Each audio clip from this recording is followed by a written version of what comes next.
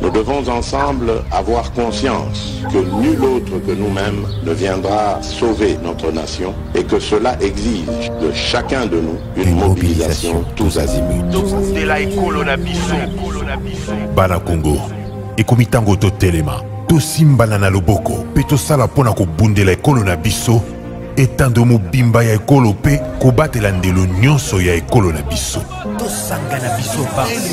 Ekolo Congo démocratique ezali kobundisama na etumba eyo Rwanda ememi pe na makambo mabe koboma bato konyokola bango nzela ya ba M23 bazali kobundisa biso oeleko eye ekolo ya biso ezwi nzela ya botombwami kokabola biso mpe koyiba bozwi boye nzambe apesa biso makila mosopani mingi bomoi bwa bato bobebi zamba nde ezali kosunga molongo mobimba bomoi bwa bato bokomi mpasi tozali na ndingisa banso ya kobatela ekolo mpe lisanga mpona likambo ya ekolo tosanga na biso banso totia pembeni makambo na biso to pe politiki tosangana tobundisa banguna baye balingi kimia te nde likambo ya biso banso tozala lisanga tosala ngele totika komona baninga mpamba mpe mbeba nyonso tolakisa motema mwa kosalisana na bandeko babiso baye bakutani na makama mabitumba tosanga na biso banso topesa maboko mpe tozala osima ya bilombe babiso ba FRDC mpe na misala minene mya ekolo mpo ya kozongisa kimia mpe bokengi lisanga tobundela ekolo na biso mpe tolonga etumba eye batela ekolo bendele ekoya te. Merci, mercredi 16 août 2023, Mbote Nabino Nyonso esika bozali, Congolais ya ngambo na ngambo, Congolais ya motindo na motindo, Baïbanso, Bazwa République démocratique du Congo comme seconde patrie pour la bango, Topesi Bino Mbote. Mercredi alelo, Tobanzie te Congo, c'est la place de choix. Na mitema ba Congolais Nyonso, Totia de côté, ba clivage politique na biso, Tobate la ekolo, Tolinga yango koleka Nyonso. Pour continuer à bonde la carrière pour Israël, aussi on a bonde la pour Congo, te bande ko ba Congolais, to bonde la pour Congo, Congo tomba man kitanangwe kola bolingo bomoko boyo kani kimie va na kati ya Congo et kozala eloko ya motuya makasi mercredi alelo to kobeta lisolo sur l'évaluation sur la table ronde sur l'évaluation et état des sièges. Quand la politique fait souffrir la loi, pourquoi c'est comme ça la table ronde pour évaluer l'état des sièges? Maintenir, requalifier ou lever. Est-ce que des sujets sont à la table ronde? Pourquoi pas la Mossala et député? C'est vrai, dans le début de vacances parlementaires, parce que le gouvernement chèque en blanc. Pour te permettre à proroger aussi longtemps possible tant que bango bazali na vacances. Mais pourquoi les lots tout ça la débat, tout ça la table ronde moko autour de cette question pendant que l'Assemblée nationale azali na vacances? Et loko nini ezo bongwana, et loko nini oyo bato wana bakomema, ba participa wana bakomema, oyo ba député ba ko sala. Et pourquoi okena le kambwana? Parce que dans le lobby maintenir, requalifier ou lever. Et c'est la décision qu'on a kaka na ba députés nationaux ceux qui va boy proroger et si le gouvernement reçoit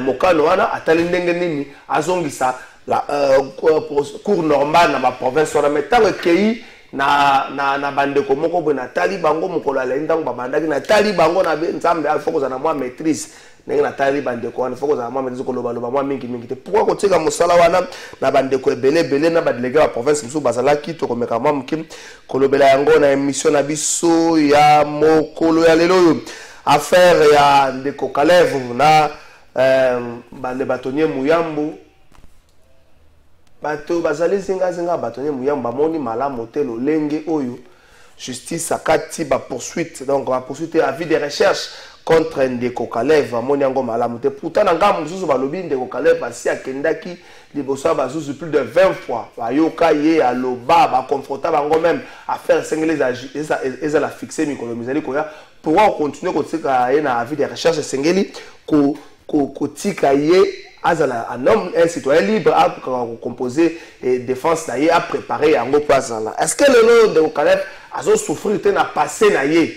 Est-ce qu'il a souffert de na passé naïe? Parce que nous sommes à l'époque naïe, on soit à côté dans un supermarché pour s'appeler ces mots de marotte. Est-ce que là quand on catch na bête morote ton est-ce qu'il a souffert de na passé naïe? Te quoi moi m'ke kolobelango na émission na biso ya mokola lo quelqu'un a Félix Tshisekedi comme presque na souka na réalité sociale to kolobelango. Est-ce que Félix Tshisekedi au-delà de tout ce qu'il nous a dit, au-delà de tout ce qu'il nous raconte, est-ce que le social est au rendez-vous?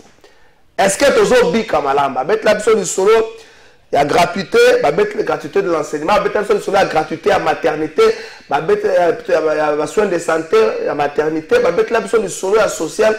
Est-ce que tozo li ya ndenge tolingi? Est-ce que maïna lotili que comme la biso ndenge tolingi? Est-ce que tozo la sécurité? Est-ce que tozo se mouvoir ndenge tolingi?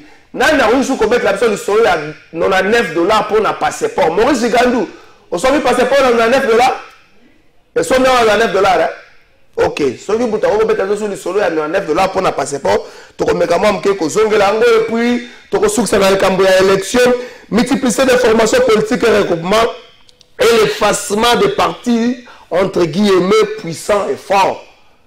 Grand parti puissant et fort. Avec cette multiplicité de partis, de formations politiques et de regroupements, est-ce que tu as continué sous la logique où il y a un parti puissant, un parti grand, un parti fort? Est-ce que tu as continué sous la logique où il y a pour le boy, on a même IDF et c'est niété. On a IDF, so ba cadre va reposer na IDF c'est allié, ba cadre qu'on se retrouver là-bas et les autres, on a pas ça comme so ba bio, les missions vont jouer au stade de Martyrs, Batangi Ferré, Fali, Kofi, JB Wera, Basugisio et les autres. Bah et les autres on a ba vraiment et ben na katwana. Est-ce que le Kowana et était qu'on l'embissa ma casse à ma partie, c'est la partie des phares. La partie phare plutôt to komera moi mke kozongela yango na émission na biso ya mokola na pesi makasi na bandeko nyonso bazwami na prison bandeko nyonso yo bazozela ba dossier na bango etiama na polele bandeko yo bakomela par exemple cour constitutionnel bandakisa ba Mike Mukeba bakomela cour constitutionnel bazozela yano ya Mike Mukeba so umela mais passer godé umela kite bima yuto mi bale mobimba enchaînement bimi ya Mike Mukeba zo umela pona ni même ça que Mike Mukeba pe azana suppléance familiale à quoi na piège wana après vérification Mike Mukeba azana azu mota famille na été pour za suppléant na liboso zende ko Jimmy waza ki assistant na aza membre à famille na été suppléant na mi balé zende ko maître Mango aza pe membre à famille na été donc Mike Mukeba n'est pas dans ces pièges là. Honorable Daniel Safo epsi na ngai na epsi na bino que tu azali ko annoncer émission mon à partir de vérité le 30 août. Les Sonko congolais, il m'a remis bien les Sonko congolais. Même dans le bunker, il agit. Daniel Saf, même dans le bunker, il agit. Bouchemoun, le véritable Ngunza, Mokitania solo à Simo Kimbangu, plus que Jack Bauer. Azomona na mazomona te, Azali mazomona na te. Honorable Daniel Saf, Bouchemoun. De comédie à Kolongo, Batoua Mona Kozali, mais la personne ne m'a pas Batoua Mona Kozali, donc il a régi total de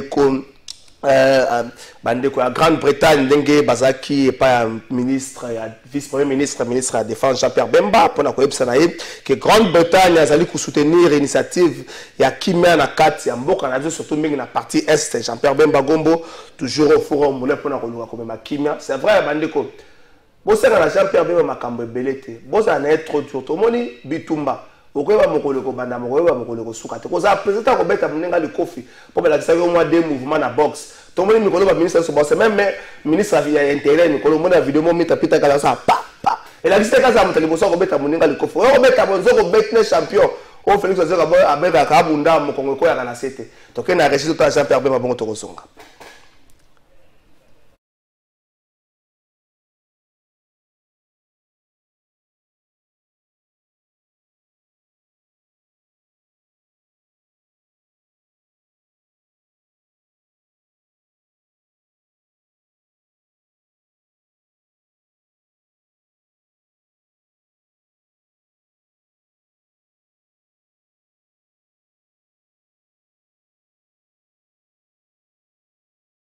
Comme toujours, une discussion très ouverte sur les défis sécuritaires pour la RDC et comment la Grande-Bretagne peut aider à préserver la paix et la stabilité et comment est-ce qu'on peut avoir un retour de la paix et la stabilité, surtout dans l'Est du pays. Je crois qu'il y a plusieurs axes.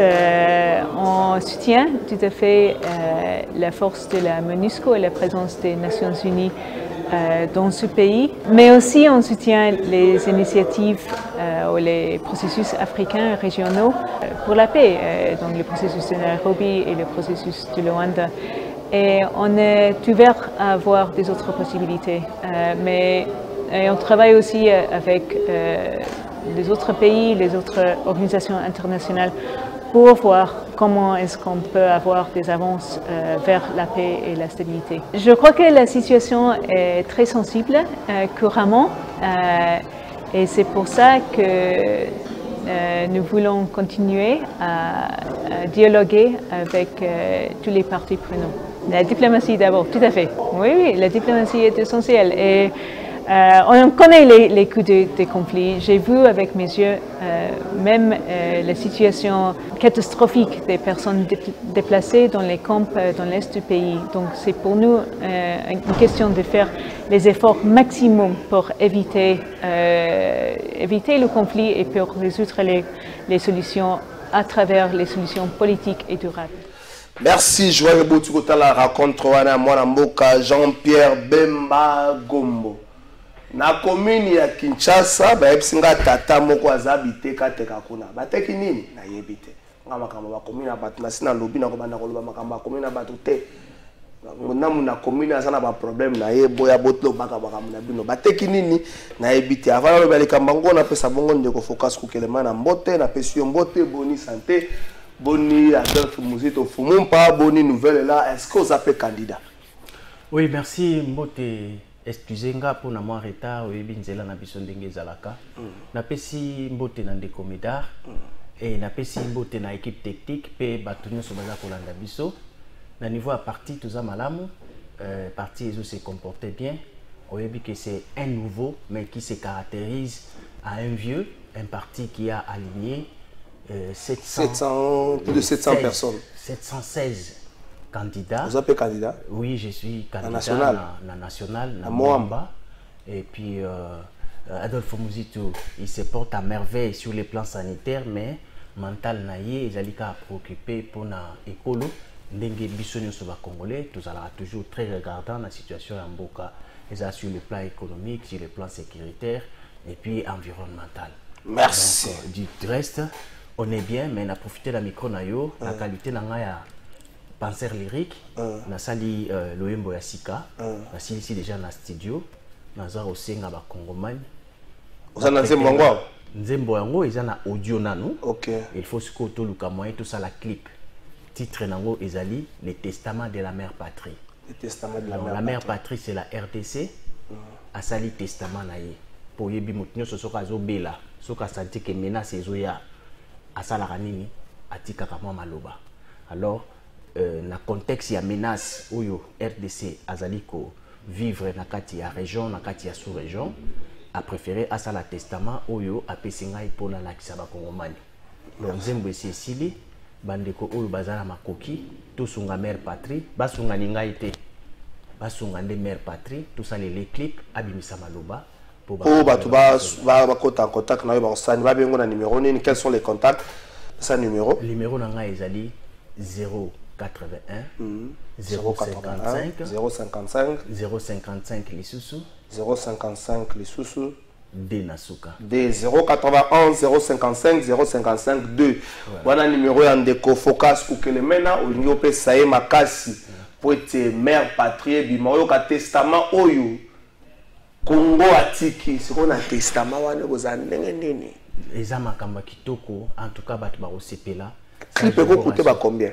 Bon, na tuni ba réalisateur clip. Maurice clip eko coûter ba combien? Clip mon moderne, on a réalisateur mon quoi. Oui oui. Eko coûter ba combien? La chair est à $1500. $1500. Mais avec 1200 1000 on peut. Là le gros de 500. ce qui est au Pessingaï, et vous avez déjà les songi mounene pour la mère patrie. Non, on est dans la plateau, on a $500. Merci beaucoup. Quand on dit ça, maintenant, c'est 500. Les commentaires, quand Colongo, combien de gens vous avez côté quand on a $500 la pression, on a $500 na autre image à combien de gens. Merci Ndeko Kalafa, il a Pessimbo tenant de focus et ça fait vraiment que le belé tout même na plateau tout le monde a qu'à les sous-sauter et c'est un mingi tango ibsinga tokozala nae je pas hésiter pour ça la débat à qualité au Italie Congo alors il y a le belé makambo ya mère patrie na oti ka to lo belé kamba Kinshasa bozo teka na bi génération alingalo ba mère patrie ta benga na des na se focus donc ça minute belé te ya ka lo banga na lo bango. Voilà. Donc, on a commis la Kinshasa, on a relobé le côté. On a boumé, ça m'a bien gagné. Toi, tu parles. On a quelques images. Il faut fonder. Alors, merci beaucoup. Ngamoko na zalipe candidat d'ailleurs.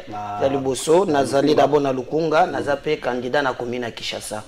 Et nous allons aligner des candidats. Il suffit seulement pour AFDCA. Donc, naza candidat qu'on a déjà saigné à Siakati, biso toza déjà na problème ba Congolais bazo sala biso confiance aussi na provincial parce que la commune de Kinshasa m'a tout donné. Alors otuninga mutu na fanda ki Maurice quand tu peux savoir l'illustration les images na 550 na fandi ba bengi ngai na Tongo ba lobby quartier Bouyoma et ça ce que on a Luvungi croisement Kabambar place bureau ya PCR ezali avant une station Kabambar pour comment le bureau ya quartier mo que on bureau PCR ezawan lupango wana ezali ya l'état banda 1939 on vérifie pas plus sur la bulle 1939 plus on a ba problème na ko tanga yete ba bisinga mo mo sala na ndako moko il a désaffecté côté ya si ma frère voana a désaffecté ndako moko ba mikabole ba appartement côté na makambo na yete na sisa makambo commune na Kinshasa. Alors donc eloko esalinga ipasi na komi na lupango zo mona o eza mibale po eza na Dima 100 eza ya commune lupango zo mona na Kalafai Mbokoso ministre ya transport ya Villa Kinshasa abini alobi mwasi na ye asombi lupangwana lupango ya commune ya quartier la parcelle ya l'état yebani mibula na ngulu bakoko na biso batika yango 1900 ezala bon oh mona ba chef du chef des intérieurs baye ko benga voilà baye Mbokoso alobi mwasi na ye asombi na ndenge eyebanite na koti kuna sozota la ba dépôt ezomi na ba dépôt na ba dépôt wana Pepito azwaki ya yendam bien qu'aza bourgmestre ya Kitambo mazana ba dépôt mais exactement aza pena ya ye na kati wana bakomi kosakana na mapango ya l'état Mbokoso azali aza eli ya Kimbanseke yena Kimbanseke muni mapango te. Non, même à ta parcelle, c'est à cause de la parcelle. Yé, aza ministre, na tuni mutuna. À cause polié, na Kimbansekete. Place yé Mbokoso azu makasi. Aya cause polié, za na commune à Kinshasa. Mais, sauf que de makambo ya, même au moins, il y a quartier Bouyoma. Au commune ke. Au quartier Bouyoma. Voilà, eza na Zikida. Oza même vidéo. Teza mususu. Oza na tipka. Oyo pe wenze place on ba teka. Papa moko abimeka oyo pa sombi 4 mètres ba tekeli. 4 mètres en salle. Alors, et comme il y a annexé comme ça il serait tonga wenze na ye ya banda ko futisa ticket. Est-ce que vous pouvez comprendre? Et ça s'est fait na complicité na bakonzi na niveau ya ville. Mais oyo na commune ya Kinshasa. Ana wale sio tozo kita na bourgmestre pour na kosuka ndenge wana te na ina yake tuna bourgmestre lobby na oni bourgmestre pas lobby akamwe OK à soutenir biso parce que là tu venir pour ça na interview place bato bazalaki a lobby yepe batindelie mukanda na koyebisa commanda ya seka ya ville kada fe mto yeba kabango Blaise aye na mupepe mabe Blaise na yebisi yo Général Blaise c'est pas quand même Général Blaise OK ndako yokaka Général Blaise na yebisi yo longola yende muto aye a signé mukanda pour baya ba déloger ba déguerpir bureau ya quartier depuis 1939 ba longola la police ya circulation routière o ezana lupangu wana na le voilà et muto a signé mukanda wana ezali Blaise c'est les informations les documents Broukoumen ça bisingai ke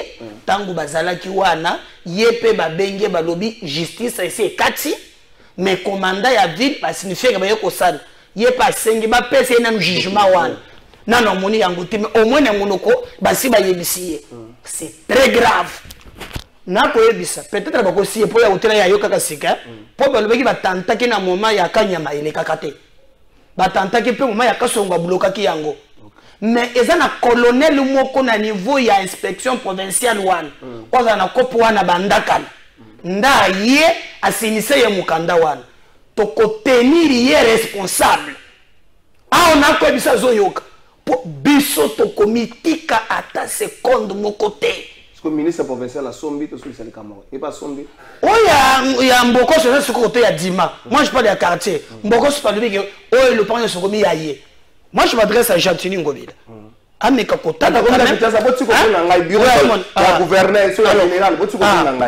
tout le monde kota là, likambouana très bien. Pona silisa. Silisa to kota. Il y a pas sinde konangai. Omoni na la voix na itaga place balongoli batu ou bazalaka na ba bijou. Balongoli bango na zandu ba na terrain handball batie bango wana.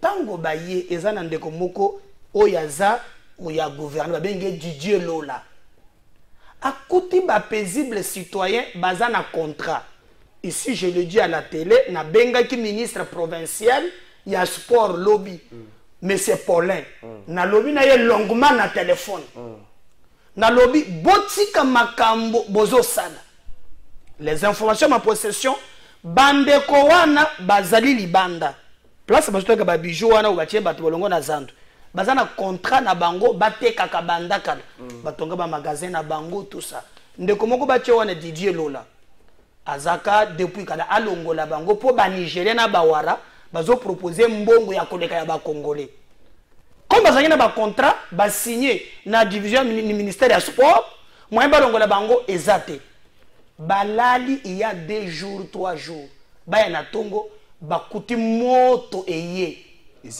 tout est zik. Tout. Alors, au moment où Bango Bazolinga Broukoumen va faire la banquette, Bamoni Kaka Didier les autres que non, Bobanda Kolongola Biloko na Bango Ao. Selon les informations de Pessingai, Balobi que moto wana eza moto normalité. Apparemment Bazo soupçonné que ndenge balinga ki balongola Bango na normal. Et simité. Alors, maintenant Biloko na Bango, Bango baza na contrat. Balobimbo bazongela kasi en attendant batongo oh non boko tongo te bozela nan ça les informations nazali ezali ministre provincial ya sport na solinga na téléphone lobby na ebisiye nzela ozo fongola a ekolandani yo moko ya mibale ezali monsieur Didier Lola azanani ce qui est administrateur batia ya marché wan longwa na nzela ya ba mama longwa na nzela ya ba papa bazo traité na ba West Africain pour ba boto la ba Congolais biloko na bango moi-même na kokita wana je vous promets toko bunde tumba wana tina suka c'est gens qui n'ont absolument rien vous voulez bonyoko la bango alors ba yeba ke gouvernement peut-être so yeba kate il y a des gens qui utilisent comme on a abusivement merci mesdames 30 secondes na place o ya la voix place handball awa na itaka yeba keno bande ko mususu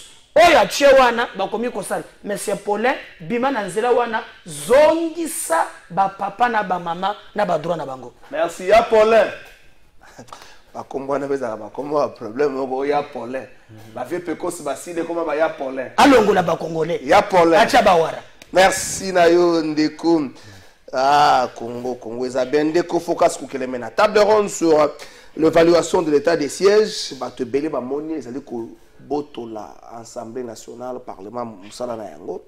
Parce que s'il faut projet, s'il faut statuer, décider, évaluer l'état des sièges, il faut ça le Parlement.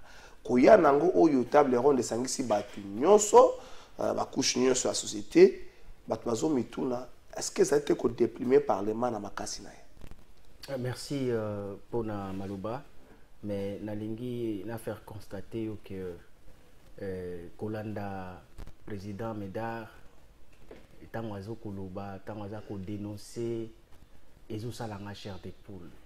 C'est ce que nous vivons. Ozo sentir que peut-être Azui Ngonga est belleté, on dirait que Aza Susuna Makambo est belé à dénoncer Kaka sur la ville de Kinshasa. Alors, il peut minka commune moko. Puis Kaka na commune moko. Mais si ceux qui va kaya boué, tu peux te faire une idée. Ceux qui dans chaque commune, tous en a situation embrouillée. Et puis dans chaque province, tous en a situation embrouillée. Quelle serait la conclusion?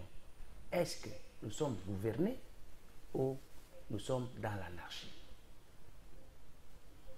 Parce qu'il y a une majorité, coalition majoritaire au pouvoir. Elle a un moussala moko. C'est-à-dire que les gens s'entendent pour aller gouverner afin de relever des défis.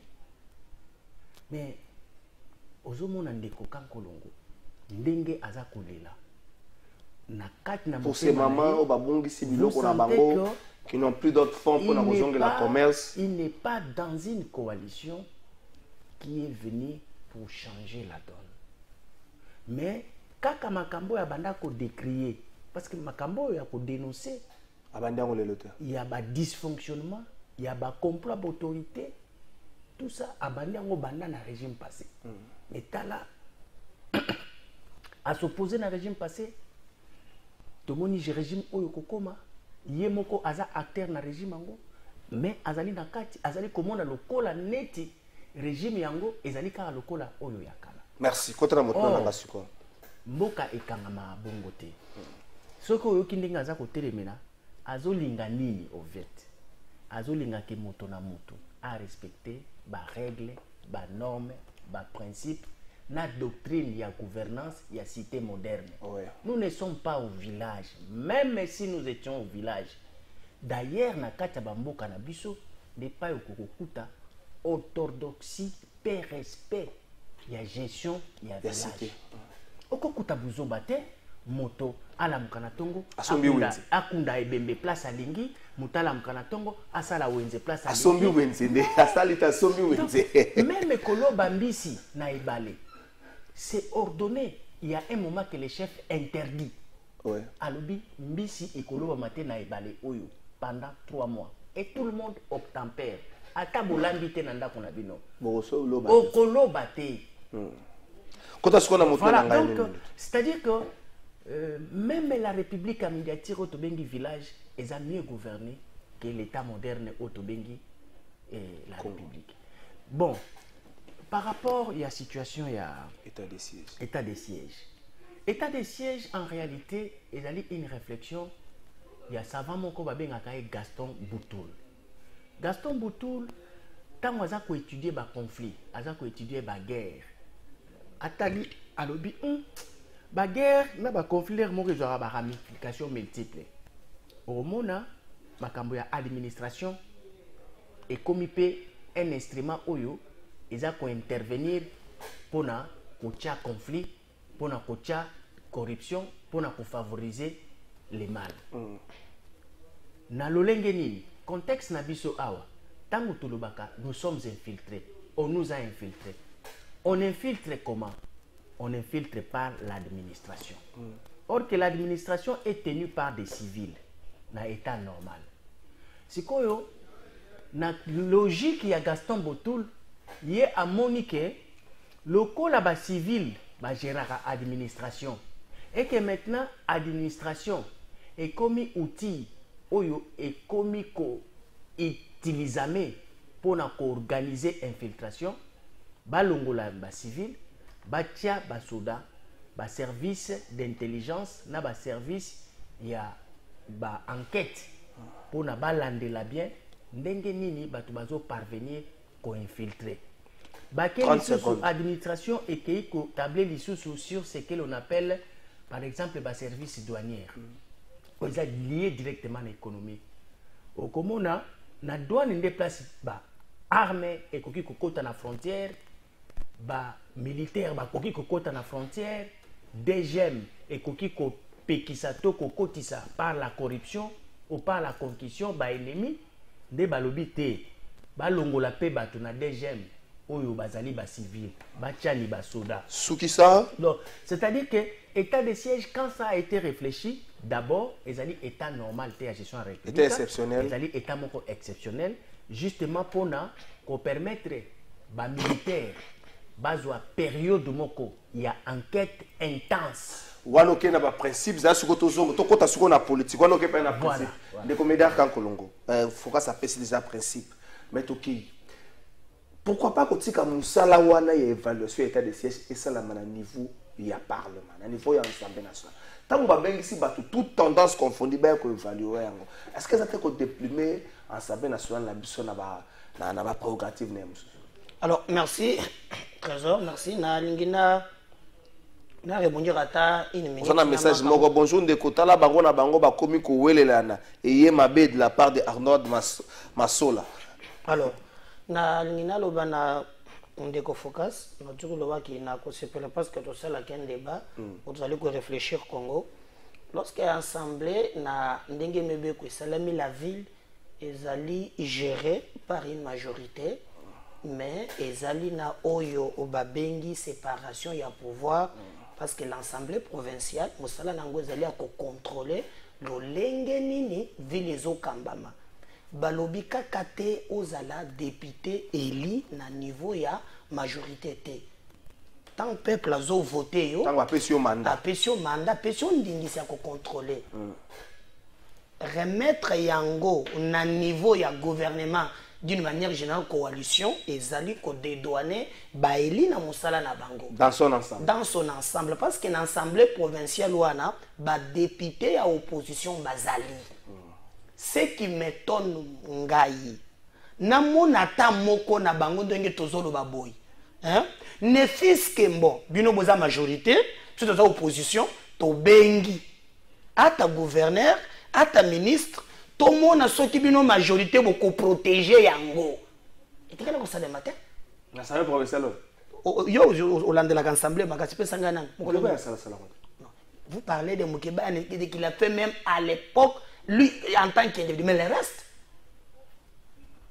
Donc cette assemblée sotali opposition, ezali moins d'amour. Et aussi pourquoi tout le cas de décentralisation pour Nanine? Pour permettre aux responsables de aller les plus proches possible. Exactement. Dès lors que, par exemple, la prérogative due aux provinces, tous un gouverneur, vous avez par exemple notre président et assemblée. Regardez, Nini Bazo livré Bisso. Talaba député, Moussala Nabango. Moi, j'ai un élu qui a été élu ici chez nous. C'est quand même ces prérogatives constitutionnelles. À quoi, par exemple, le ministre provincial de l'Intérieur attaque au Longo, attaque question avec débat pour expliquer ce qui se passe dans la circonscription électorale. Et ça l'a capté. Et c'est là où j'interpelle même les électeurs. Parce qu'on peut vous embrouiller comme ça. Donc, mon oiseau kende, a yébine moussake ko salate. Balobité que quoi il s'accade, mais au cause de la explication. Parce que mauvais profession d'Ingisawan, tata yaka, expliquer du sonam. Hein? Na commune, na biso, oh, bah, l'électeur na béli, sans tenir majorité opposition, parce que na gestion éli. Qu'est-ce qui se passe dans le dossier tel? Moi, j'ai vu le gouverneur, Gentini. Et comment je me suis réveillé un beau matin comme ça, aux yeux mon plateau. Place va tout fandaka. Je vous dis, la commission place à des déchets. Mais, et bandi koleka ke bato bazomo na lisusu te. Muto za na ngambo ya kakoto te. Environnement pollué. Na tikelo ko mona eli la biso. Moi, naza na mandat ya peuple. J'ai utilisé ma voix. Et na moni gouvernement. Je dis, est-ce que vraiment c'est normal? Dieu merci, j'ai été écouté. Batindi raskin, ba longoli, ba kangi même na site. Si le les alakate. Donc c'est pas vous dire que pour ne pas il ne faut pas redédouaner. Il ne faut pas seulement qu'on ait un camp politique Parce que dès lors que les prérogatives constitutionnelles et pesi batouana ndingisana bango neto ya Kinshasa di bungu tout même sur le plan national. Opposition ezali non? Est-ce que le débat de fond est allé qui se passe à la Congo? Toute la majorité au lieu que non, bango va changer maintenant l'opposition. Il faut babenga tabatou.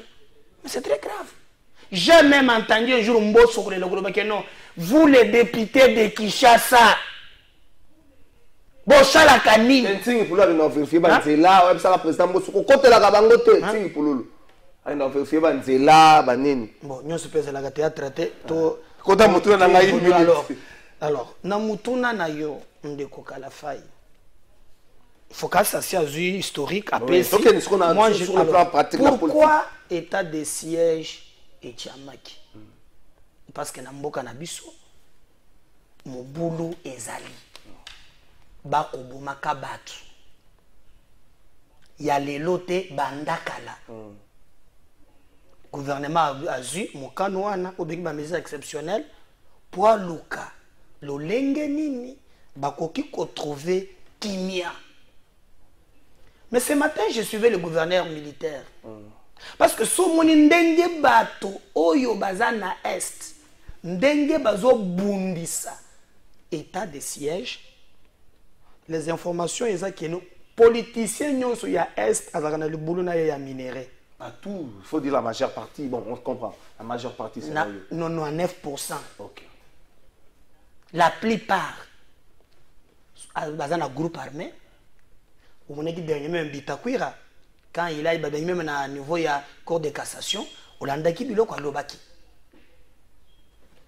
Alors pour na batoana il faut que tu aies usine, que comme est boucherie humaine, pour te justifier chaos au bâti en place. Ce que tu as dit, tu évalué, état de siège, nous prenons que le bilan est mitigé. Okay. Parce que au coquille, faire la politique, tu ne peux pas venir au à la télé. Au coquille, jamais que résoudre un problème. Parce que c'est bandit d'abord, l'opération turquoise, et 94 à au résoudre en côté dans 6-5 mois. Mais est-ce que, si vous regardez ça, oui, il y a des zones où autorités de l'État, ils ont commis les lots. Mais est-ce que si non, beaucoup reste à faire. Mais pourquoi Bazobundi Sango? Parce que, oui, armée mon côté na mukili. Et quand on gagne bitumbate, ce que la population a simana bangote. Ce qui fait ces forces armées, ils allaient accompagner la population. Mais, Nambo Kanabiso, Olanda ki chiwewe. Na alobaki toza na armée ata obeti li solo pamba bonjour Kagame sa zuyango. Nous avons des gens politiciens armée ya bibamba bamba mixage brassage bato bazawan et ne font que travailler pour déstabiliser est. Des méthodes j'arrive évaluer ou encore cette rencontre qui est encore pour monsieur Bango Balobi maintenir, requalifier ou lever na kati ya amboglio ya bato baya ba couche nyos réalité ko bikimi ça déjà information. Alors je pense qu'on a appelé des responsables dès lors que olobaki yango awa je crois que le parlement na biso bazali na vacances d'ailleurs même na ba mécanisme na bango le niveau ya parler mais ça là quand même que non soki par exemple baza non na niveau parlement soki boza na vacances ba pesa la prérogative na bureau on a par exemple que soki ba poursuivre un député ba kobenga ba tuté ba pesi bureau mokano ke ba koki ko traiter. Alors le plus important ils allaient maintenant kolongo la soni quota les problèmes en face. Le président n'a pas voulu être un président fondateur dictateur qui décide non a bengi couche nyons ya batu ba yebi makambwana na ba yeba sala kayango. Moi d'ailleurs nazana option pour na suivre ça je suis d'abord dans un processus au besoin de recrutement formation na équipement armé. Merci. C'est le seul moyen qui dans l'avenir nous peut rassurer parce que vous avez vu les tractations entre le Rwanda et le Nana Congo. M23, pardon, chité, balingi kaka tout ça la dialogue pour pas déverser ba mususu. Donc on a la case de départ. Mieux vaut que se ressentir qu'on former ba militaire, qu'on équiper bango, to kende liboso pour makambo etambola très bien. Sinon pas pour ça le cercle. Merci. 8 minutes au total, c'est beaucoup de minutes. Ndeko focus pour Kelemena. lorsque va lobby maintenir, requalifier ou lever, est-ce que ce travail là na zongeli tout vraiment tika l'aspect historique et théorique, est-ce que ce travail dans l'apanage et l'Assemblée nationale? Mais d'accord, kolonga le belo komoko abi crainte naïe ndenge général tu le on a topé si bonjour na armée kagama ebi ke foka ça pesa que bonjour. Est-ce que en acceptant batu nyoso wana ba ko sangana oyo, je me permets peut-être de le dire, on n'a pas eu peut-être un travail en amont pour na koyeba na qui est qui dans ça? Est-ce que vous checkez à la ramification de ba mouvement rebelle oyo ke nyoso ko loba makuna et que déjà na bateau tozo bangela? Très bien. La pesa qui d'abord principe, il y a état de siège. État de siège est une période exceptionnelle. Bit nango est pour que le service étatique où ils sont liés la sécurité va récolter va donner en termes des informations. Ils ont une période d'enquête intense pour la récolte des données. Parce que l'état de siège est s'il y a une sécurité, s'il y a un conflit. C'est l'armée par les armes qui détruit l'ennemi. Alors, ça la cap opération état de siège pour que l'armée aille ndengenini s'il y a eu infiltration, blocola a géré période wana à côté na ba dossier administratif, à tali gestion ya ba frontière, à tali makamio so a zuiba élément a commis très efficace. Quand je vais frapper, ils n'auront pas de portes ni de fenêtres pour nous échapper. Parce que ceux qui vont côté la frontière, nous savons par où ils entrent. Ceux qui vont profiter à côté de l'arme dans la douane, nous savons par quelle frontière va côté là. Ceux qui ont l'administration, nous savons comment ça se passe. Ceux qui vont côté la corruption, pour acheter, tout ça, ils ont des informations.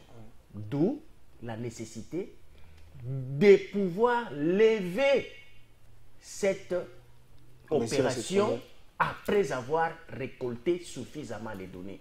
Question Ezali, est-ce que Batu Oyo va gérer pendant ces 2 ans, est-ce qu'il va récolter déjà l'information ou bien parce que Ezana mission ya kosili sa conflité. Ne konangai président Kankolongo, état de siège et kosili sa conflité.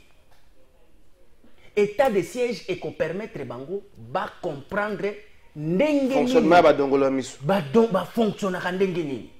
Mais pour ko éradiquer yango, pour ko effacer bango, d'où nécessité armée à agir maintenant efficacement, pas l'état de siège. Prérogative ya armée ezali yango wana, ya ko protéger ba frontière, ya ko ça la guerre en temps de menaces. Ezali makambo ya état de siège te. Alors, na lingi na zonga mwa muke na likambo ndeko alobi. Ndeko alobi bien. Champ politique et kabwanaka na deux champs. Babengi ngambo mususu majorité, ngambo mususu minorité.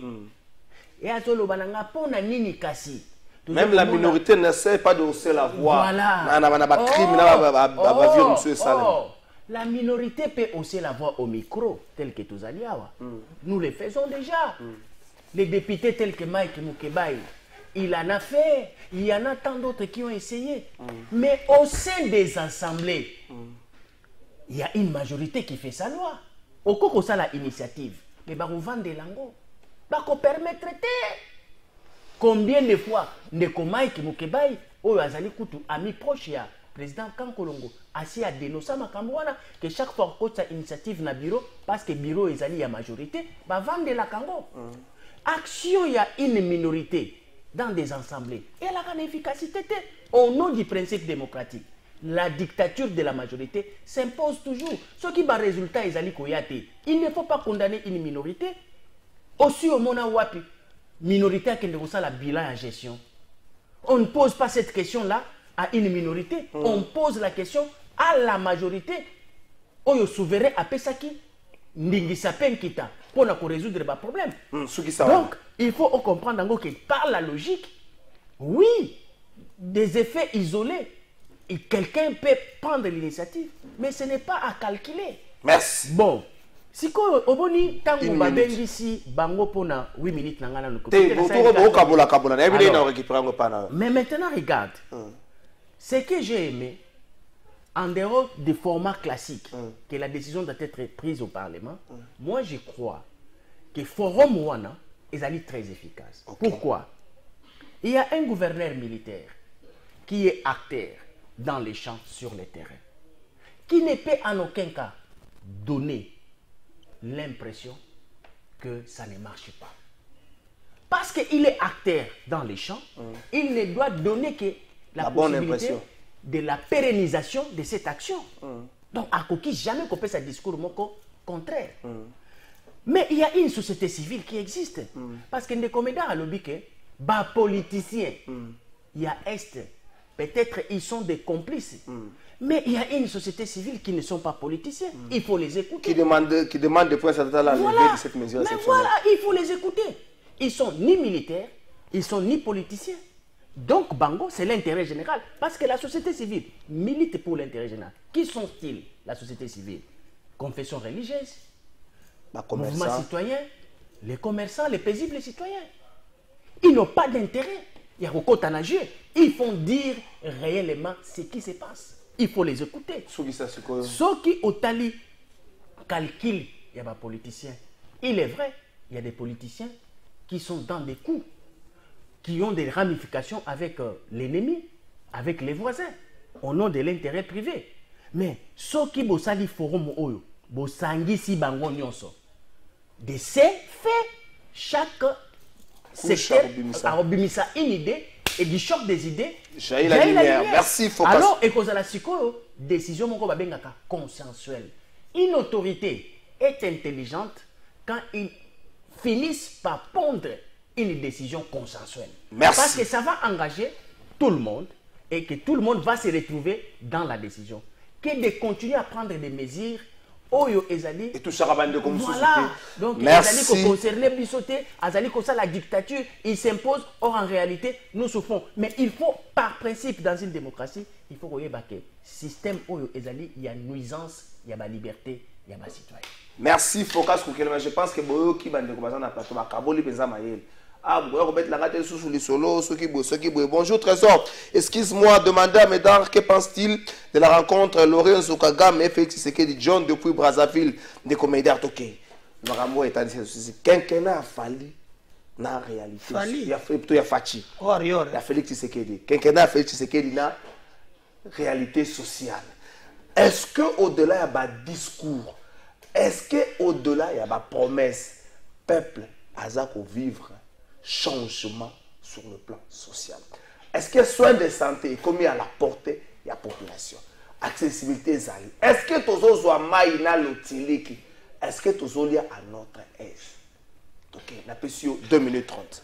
Alors, Trésor, on a connu que ce qui n'a pas que peuple a commis colia. Peuple a commis que l'utiliki, bakobengango, na kobenga démagogie. Il y a la vérité. Kasi, ce qui peut na lobité que et loko et salamité c'est que wana commission ko bondoki. Pour ngana kokende na secteur par secteur.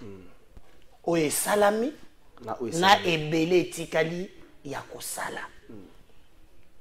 Tout d'abord wapi parce que ce qui est du côté outité même côté zo kende pe koyebate Quinquennat Félix Azuyango na ba situation moko d'abord difficile il a commis président dans la majorité parce qu'il y a une coalition pour gagner le temps yebi c'est que ça donné tous les cas on a Belgique à ping-pong a signé l'ordonnance qu'on a bloqué tout ça ça nous a pris ce que ça nous a pris. Mais je me souviens quand même que il y a Nouvel Élan dont Mozito Azaki clair aujourd'hui en termes il y a Moussolo, il y a la recette même l'opposition bandimitaire ndenge to bandaki kozwa lobby na ndenge tozozwa lelo emati. OK. Il y a mibale komatawana eza kaka na monokote komatawana pe ezo sala mwa musala ata nano ekoki te. OK.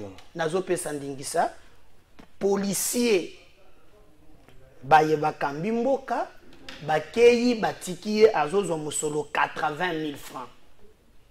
Ba mususu kutu 68 000 francs. Aujourd'hui, policier azozwa 250 000 francs. Donc, policier, dans ce contexte, mon salaire naïe est mati 3 fois. Est-ce que ça est belé? Non. Pourquoi?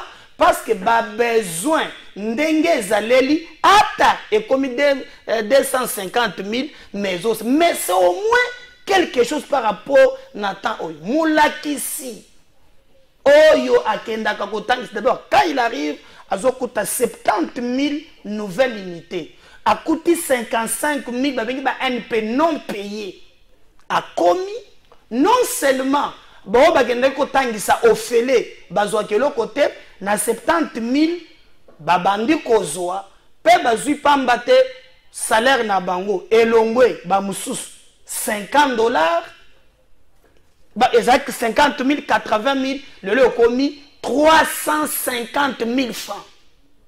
Ça n'est pas que le prime, il y a gratuité.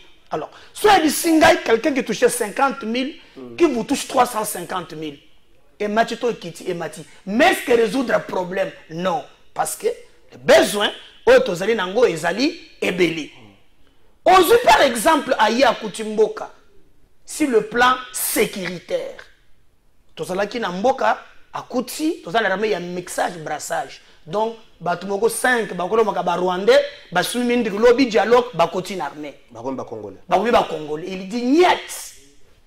Aujourd'hui tozali na M23 ba menacer bazo Goma pour ce dialogue c'est la mité allié place il y a comme ça le mixage na brassage c'est le recrutement ba congolais bazoya 2 minutes 30 non minutes, seulement 1 minute. Voilà, non seulement que bazo recruter bango mais bazali pe ko former bango malam ba kolia malam et par d'ailleurs on a qui a soka awa ba soldat ba komi ko koye na likolo na ba parachute et komi ko zonga omoni dernièrement déplacement ya Bemba le baptême auto acquérir hein na auto zuao et nous avons seulement non peut faire ça mais aussi tout ça qui na problème sur le plan diplomatique que un pays agressé donc ko somba mundu kité nous avons joué sur ce plan-là, on a vraiment fait sauter les verrous et aujourd'hui, et ça nous renforce aujourd'hui sur le terrain. Beaucoup reste à faire. Merci. Aussi le plan infrastructure. Regardez, Zokana, par exemple, pour la ville de Kinshasa, au moins qui s'est Bandela Minene, ce jour-là, aujourd'hui au Kolongwa, Awa, au roulé Ipen, dans 10 minutes au Kolongwa. Moi, j'étais au Kasaï, par exemple. Quand vous quittez Mboujumaï, au Kei Miabi, j'ai visité 4 minoteries. Minoterie de Ngwadi. À Kinshasa, d'ailleurs, na ban fonction santé. Au sommet, tout le monde, maman Yembo. Non, non, maman Yembo. Ah, Kalafana, tous les gars, mon tour, alors, c'est que Ebele et Tikali Yakosala. Mais Ndambo et Salami. Je ne peux pas dire sur ces plateaux que non, na gang tout fait. Non. Il y a des choses au Salami, mais beaucoup dans un pays n'a pas de problème ébélé qui reste à faire. Merci. Bonjour Trésor. Namboka oyo mutu nyoso alingi azalaka ka député bongo biso ba agronome toko suka wapi pour l'état pesa biso Mukongo Junior il est là nego agronome salela mabele pesa biso ya kolia. Yo pesa biso ya kolia mutu na ezali kolanela ka gouvernement te yo salela mabele mutu na ngoyo kango pour medaka kolongo beaucoup reste à faire mais loko moko salami to yoko lo bateke ni o salami eleki. Mais il y a quelque chose qui s'est fait. Ngana lingaki o atterrir na question autour de siko na ndengo lobi bongo en conclusion bila eza positif. Et on est en deuxième tour to kambala liboso boza natanga message. Bonjour monsieur le journaliste Medaka Kolongo a menti FRDC $240 000 alors policier $50 000 ndeko salaire à policier na militaire ça ka il faut payer sa grade. Ozo lo beza mona soldat. Ya soldat mais ya soldat il faut payer sa grade. Grade ni muso toucher beaucoup. Merci. Bon, donc on est rapidement. Nalinga kina oka réponse naie quand ta bilan est positif. Et wane goya wane na moto na suka. Uta e bandeli ya émission. Si place aye ko conclure à aider biso to comprendre. parce que nazo ko croire na sincérité na ye. Ya mibale. Alobi tala paito uti Félix aza élu président mais azala qui na majorité de Komeda. Qui a privé à M. Félix une majorité? Nani a pimé la majorité? Peuple. Et puis nandengeni. Peuple a pimé la majorité. A pesa ango nani? Kabila. Nandengeni. Oh, a voté le député FCC. Koleka. Comment? Oh. Est-ce que FCC ezala qui partie prenante na l'élection? Ezala qui te. Na éviter sur la version contraire. Je ne peux pas t'interrompre. FCC est kenda d'élection comme partie prenante. FCC comme partie prenante. Ndenge to tcheba liste boy. Et yeba nit ba regroupement OK. Poto lobake majorité est bimi quelque part.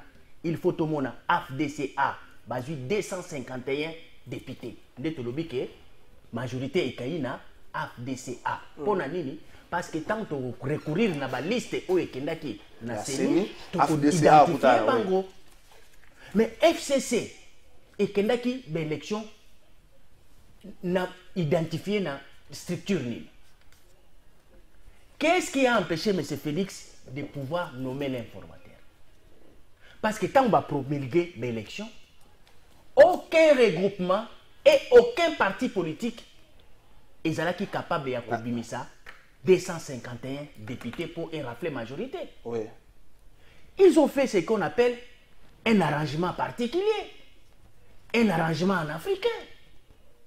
Yozala président, Bissotozoa premier ministre. Parce que ce qui est totalement logique, Félix avait le droit de nommer un informateur. Parce que FCC n'était pas partie prenante aux élections. De côté que ça va congolais, topé ça va discours limpide, rationnel, réfléchi, cohérent. Oh, il faut que la petite histoire ya bana.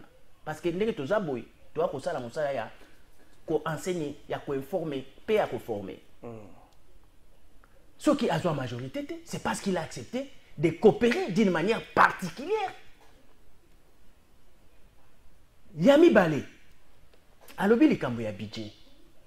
Ndeko, oyebi ete budget oyo ba voté pour la année au biso tozali l'exercice oyo ezali ya 16 milliards. Lelo tozali na mois d'août. Donc dans 15 jours, to komi na mois de septembre. Oyebi to si te mobiliser combien? Combien? 5 milliards. Il nous reste 10 milliards, 11 milliards. Tozwango wapi? Lelo ko nuko boyena makamozito alobi. Oh. Azolo baso makamba mozito. Nazo pesa yo makambo oyo ezoko salima. Mozito a parlé par rapport au budget 2022. Voilà. Awa tozali na budget 2023. Ce n'est pas la même réalité.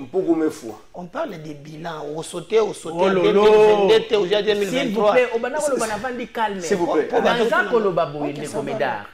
Actuellement, la recette nyonso na moment où tu as koloba. Tozali na hauteur il y a qu'on rafle 5 milliards de dollars ya pamba.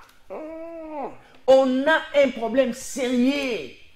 Il y a mobilisation à recette. Mais oui. Je vous l'ai dit. Pourquoi? Parce qu'en 2022, il y a eu un phénomène. Je peux en dire deux.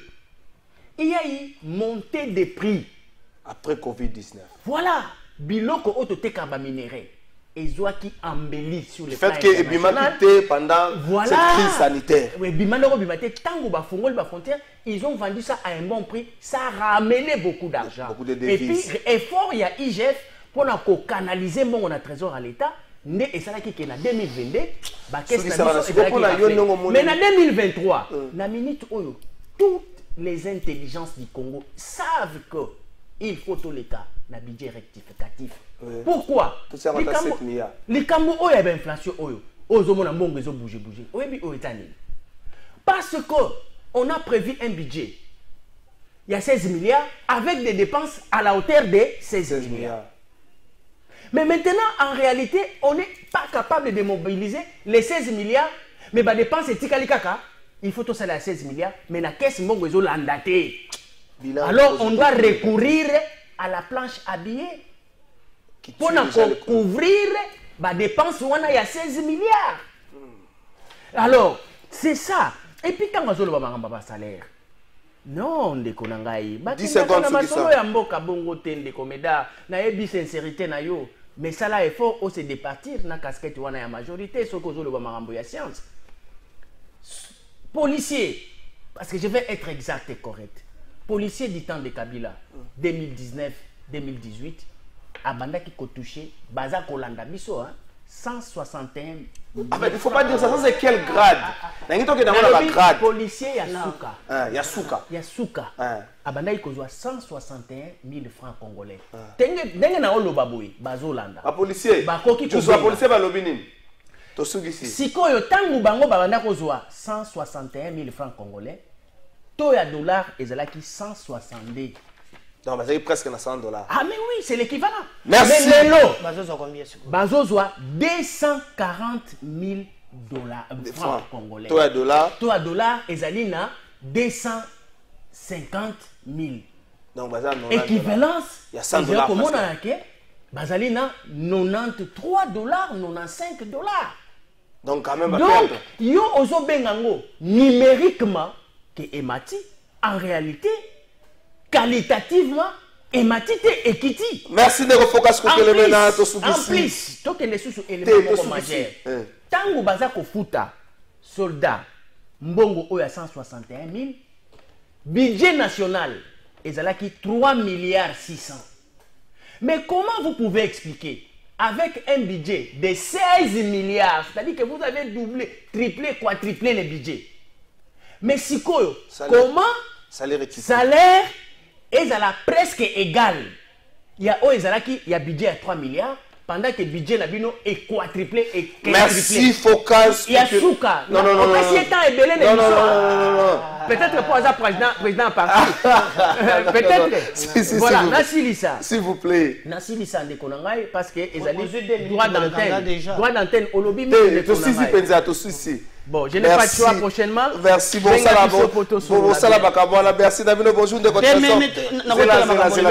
Il a dit des choses. Bonjour de votre façon. Ah, mais c'est ça, tu es belé,